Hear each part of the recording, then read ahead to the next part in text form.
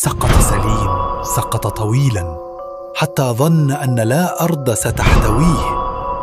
ثم فجأة توقف كل شيء، لا صوت، لا حركة، ظلام دامس، إلا من ضوء صغير خافت يتلألأ في البعيد. اقترب منه فإذا به مفتاح نقش عليه رمز غريب يشبه العين، محاطة بدائرة من النار. اخترت الطريق فلا تتراجع. التفت سليم لكن لم يكن هناك أحد.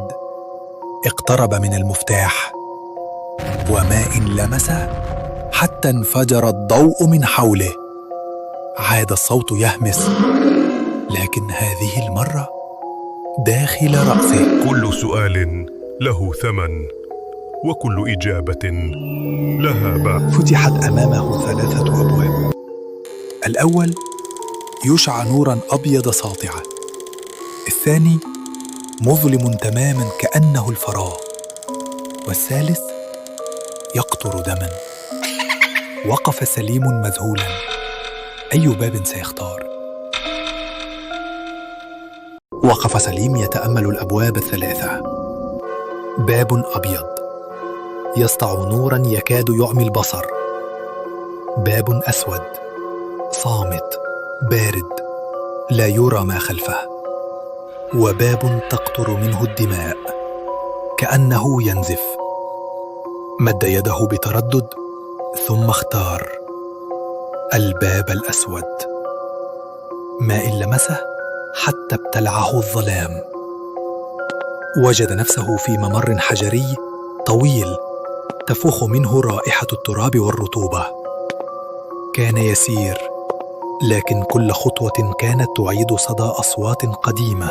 سليم، لا تثق بهم، إنهم يراقبونك منذ البداية.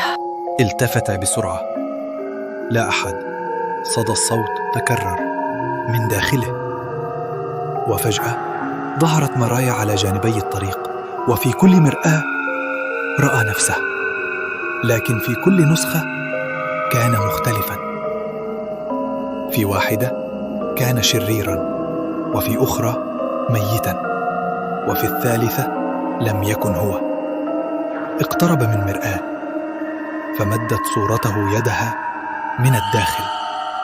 صرخ سليم وتراجع، لكن الممر بدأ ينهار.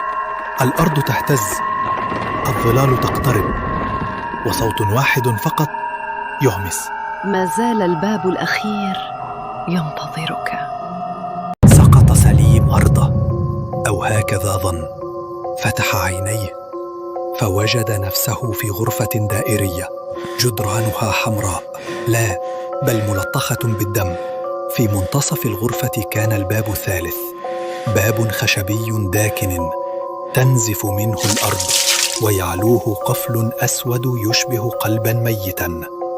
اقترب سليم ببطء فانبعث صوت، لكن هذه المرة من داخل الباب: هذا الباب ليس لك بل منك، أنت من صنعه وأنت من عليه أن يفتحه. ارتجف سليم، كل شيء فيه كان يرفض الاقتراب، لكن قدميه تقدمتا رغما عنه. مد يده نحو القفل، وما إن لمسه حتى شعر بأن قلبه هو من انفتح. الدم بدأ يصعد من الأرض، يلتف حوله كأفعى، ثم سمع صراخ: سليم، لا تفعل، لا تفتح. تجمد مكانه. هذا كان صوت أمه، لكن كيف؟ لقد ماتت قبل سنوات. التفت خلفه، لا أحد. التفت ثانية، الباب قد فتح، ومن داخله خرجت رائحة موت، وصوت خافت يقول: تأخرت كثيراً.